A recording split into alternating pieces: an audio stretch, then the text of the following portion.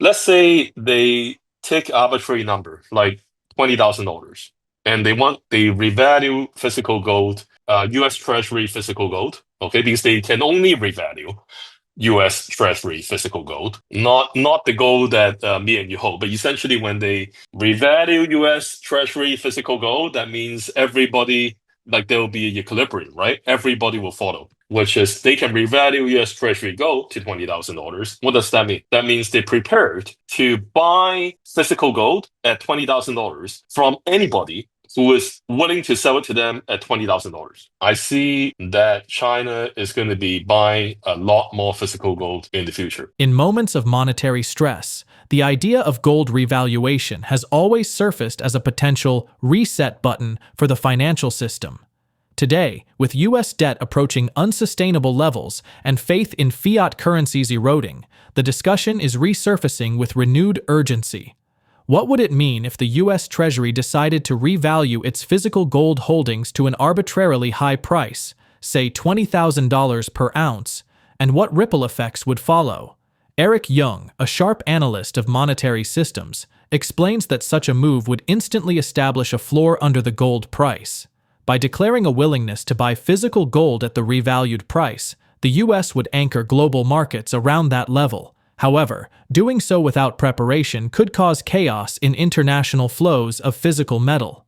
That's why tariffs or mark-to-market revaluation strategies come into play, methods to prevent massive arbitrage as gold surges in value.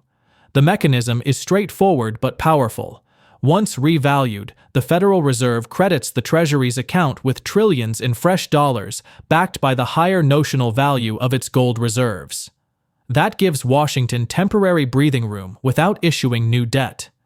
Historically, leaders from FDR to Nixon have used similar tactics, devaluing the dollar against gold to reset the system. The difference today is the scale. A mark-to-market adjustment could inject trillions instantly, while a phased revaluation could reshape global liquidity itself. The implications are profound. A world where gold regains its monetary status means a world where austerity and discipline replace endless printing. And for investors, it means the time to understand gold's role is now. Before we dive in, make sure to hit that like button, subscribe if you haven't already, and turn on notifications so you never miss critical insights like these. Let's say they take arbitrary number, like $20,000, and they revalue physical gold, US Treasury physical gold, okay, because they can only revalue US Treasury physical gold, not the gold that me and you hold, but essentially when they revalue US Treasury physical gold, that means everybody, like there will be a equilibrium, right? Everybody will follow. In terms of revaluing mark to market, why do I say that? That's because number one, if they don't do it at mark to market, it will be a huge shock to the system, right? Like what I just said in the previous statement, which is they can revalue US Treasury gold to $20,000. What does that mean? That means they're prepared to buy physical gold at $20,000 from anybody who is willing to sell it to them at $20,000. Right. If you remember, like a couple of weeks ago, when the Trump administration said that there was some confusion there, that people were speculating that the Trump administration may actually slap tariffs on physical gold. That to me, like, when I read that, I thought that was possible because if, let's say they want to revalue physical gold at, I don't know, $4,000 or $5,000 right now, then they do need to slap tariffs on physical gold for the US. Why is that? That is because, like I just said before, right? If they revalue it at $4,000-$5,000, all of a sudden, the gold flows will flow into the US. People would want to sell the physical gold to the US. But if the US have a tariff that, takes the imported physical gold to the revaluation price, then the flows would be in equilibrium. Okay? So what I mean by that, Jesse, just, putting all this together, what I mean by that is that if the US want to revalue physical gold at a arbitrary high price to be set, they would need to implement tariffs on physical gold before they do that, so that the post revaluation physical gold flows around the world would be in equilibrium. Or they can simply revalue physical gold at a mark-to-market price. And when they do that, there won't be any flow issues, right? It's just, like today, let's say the gold price is at $3,400. The flows of physical gold would be the same as before revaluation. There will be no difference. So again, like I said, because I don't see them, because they're not slapping tariffs on physical gold right now, they would probably revalue it at a mark-to-market price. Now, the next question is, that's the market, they revalue the physical US Treasury physical gold at mark-to-market price. What happens?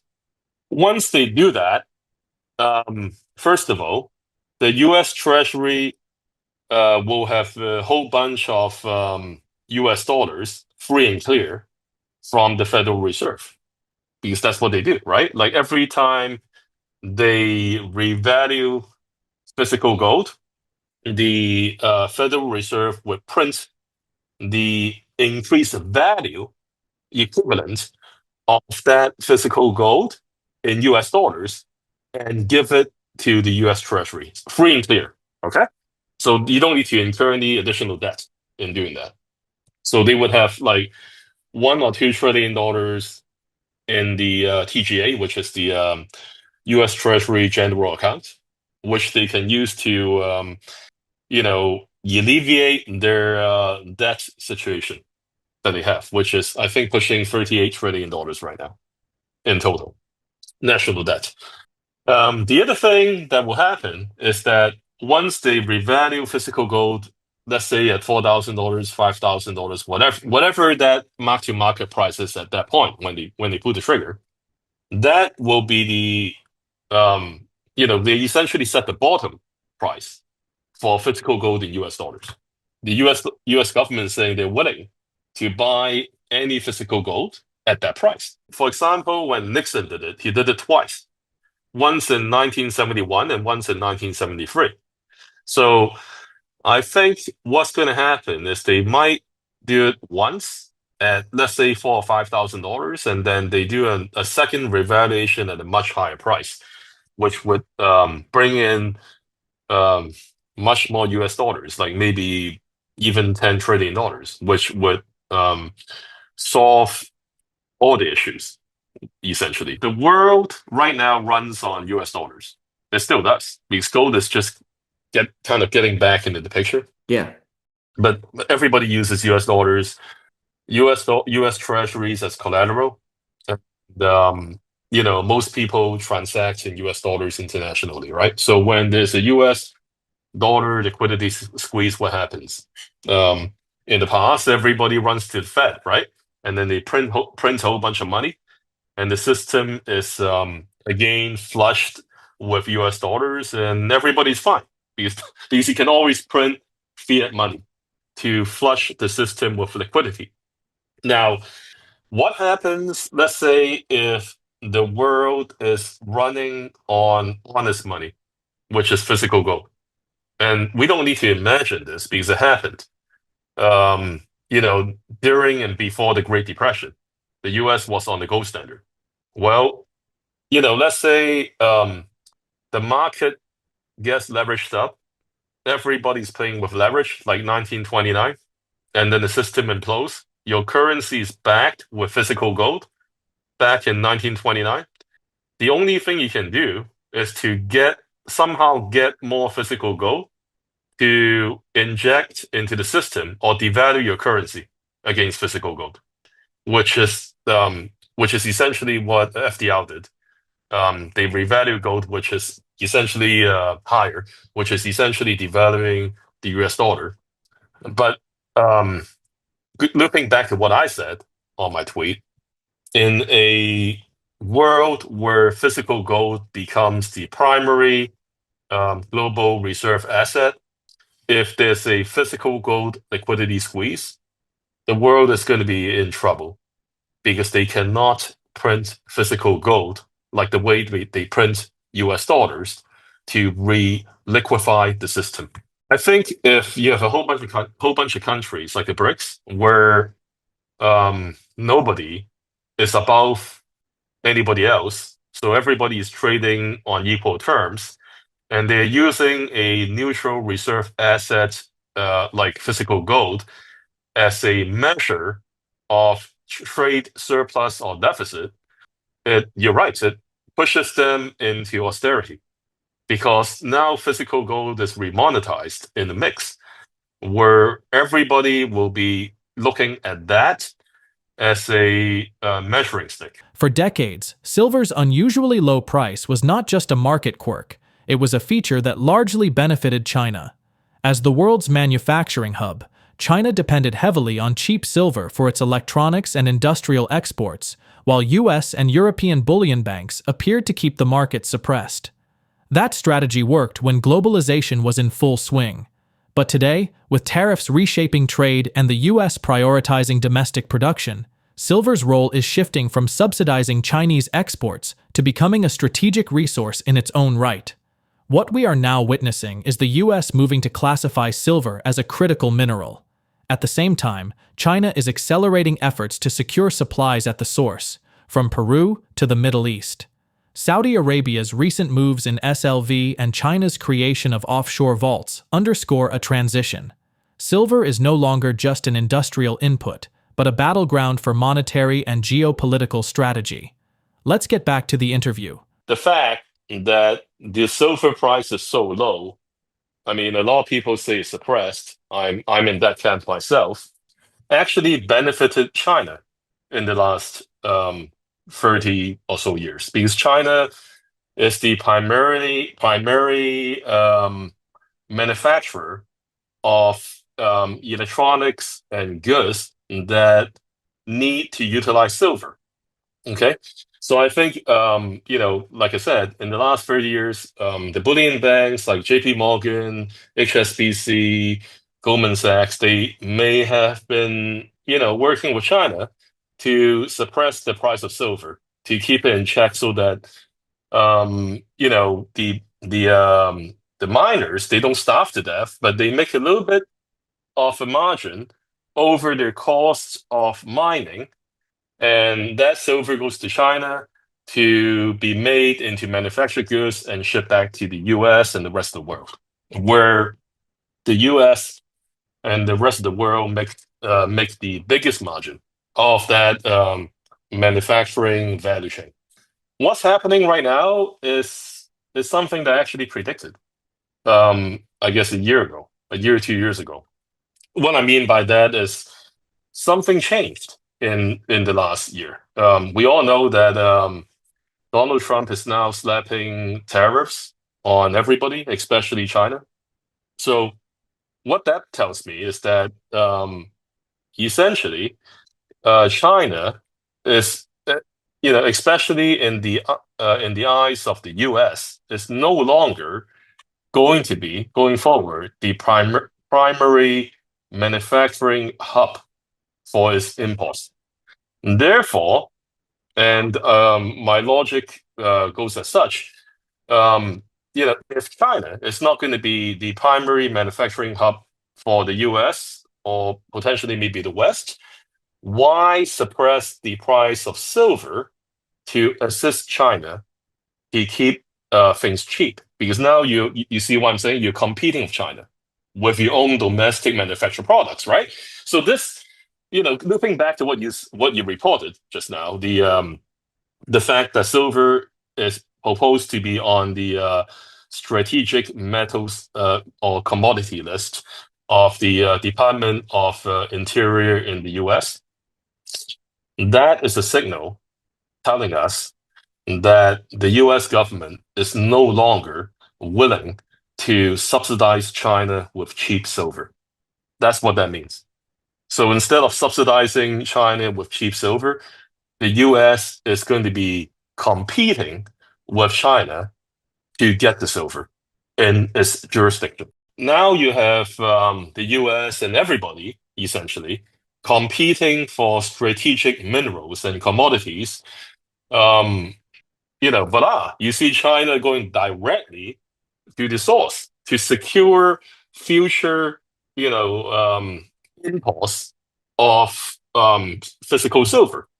So that's just really like what I just said, it's a symptom of the grand scheme of things, which is we're no longer in a globalized manufacturing value chain where China is the world factory manufacturing everything for everybody. The US is trying to reshore manufacturing, therefore declaring physical silver and other minerals and metals as strategic. And therefore, China is no longer relying on Western supply chains, right? China is going directly to places like Peru to secure the strategic minerals like silver at its source. Central Bank of Saudi Arabia buying a big chunk of SLV. Now, I just want to add that what that means is that I know they're not directly buying physical silver, but because they're such a big player, the big buyer of SLV, that means they are an authorized participant, okay? Which means that they can actually withdraw physical silver from the SLV vaults. So it's not direct, but it's like a step, like just basically one step detached from them actually owning the actual physical silver. Now, in terms of my analysis of the situation and what I think is actually happening, well, this is very interesting, Jesse, because the Shanghai Gold Exchange earlier this year has, the Chinese government and the Shanghai Gold Exchange have announced that they're going to start basically establishing offshore SGE vaults. So right now, the vaults of the SGE for gold and silver, they are located all over China, mainly around Shanghai. Since they made this announcement, they have started setting up a vault in Hong Kong. So in terms of you told me off camera, Jesse, that you had traveled around China in the past and you're pretty familiar with the place. So you know that to the mainland Chinese, I mean, even though Hong Kong is part of China, economically speaking, in terms of their legal systems, Hong Kong is offshore to mainland China. So it's a big deal. They set up in the countries who we are dealing with.